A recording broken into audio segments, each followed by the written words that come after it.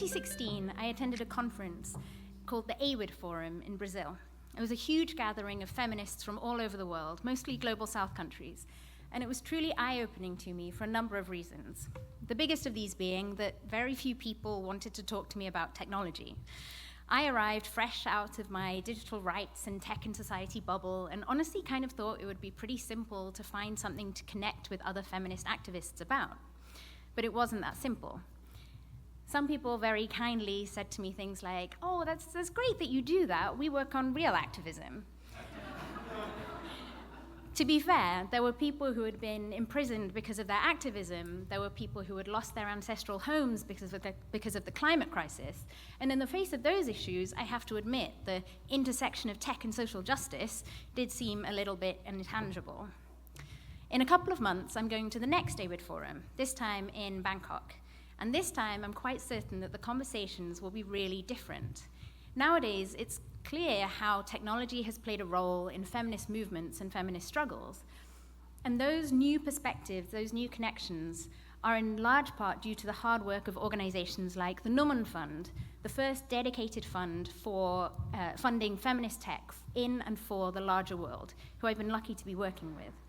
Or organizations like Superlab, a Germany-based organization who bring an intersectional feminist analysis to digital policy and work with partners to bring people together across different spaces to converge on their struggles and work on them together, like through the African Content Moderators Union. What's become clear to me over the past years is that this kind of cross-movement building work is essential if technology is going to be seen and owned by different people and different spaces.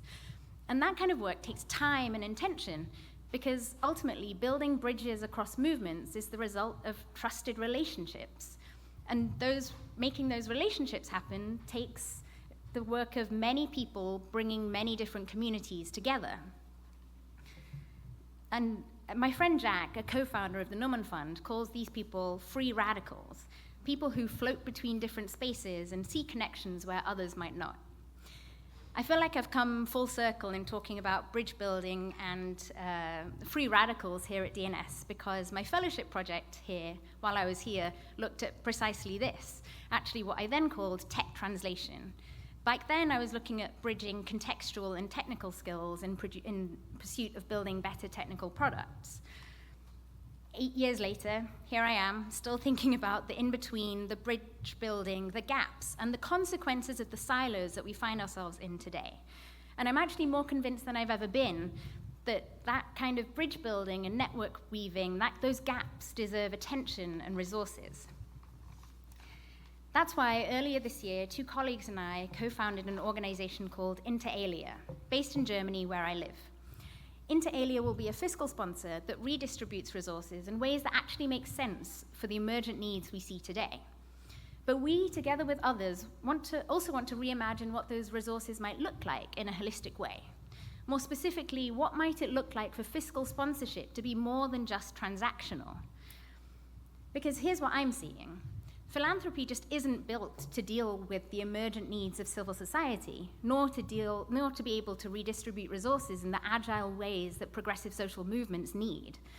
There are administrative hurdles and bureaucratic hurdles, and even once those are leapt over, an outsized amount of time and attention goes on meeting donor needs and expectations. At the same time, governments around the world are using intentional strategies to keep movement leaders stuck in administrative traps, as intentional way and explicit ways of weakening social movements.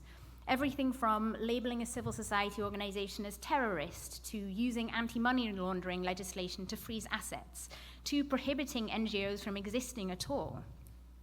So here's what we're interested in at Inter Alia. What might it look like for civil society to have a layer of infrastructure that acts as a sort of risk buffer, absorbing risk from civil society so that those on the front lines don't have to, because they shouldn't have to. We're thinking a lot about care and solidarity. What might it look like to build a brave space, a resilient space for civil society to grow and thrive and take chances when they want to and make mistakes? We want to make it easier for philanthropy to distribute resources in ways that meet the needs that they see in the field. And going back to my original interest, We want to make an intentional space for the bridge building work, for the movement building work, for the network weaving, and for filling in those gaps between tech and society spaces like the one today and other feminist and progressive spaces. So if doing any of that bridge building work is at all of interest to you, please come and find me later. I'd love to chat. Thank you.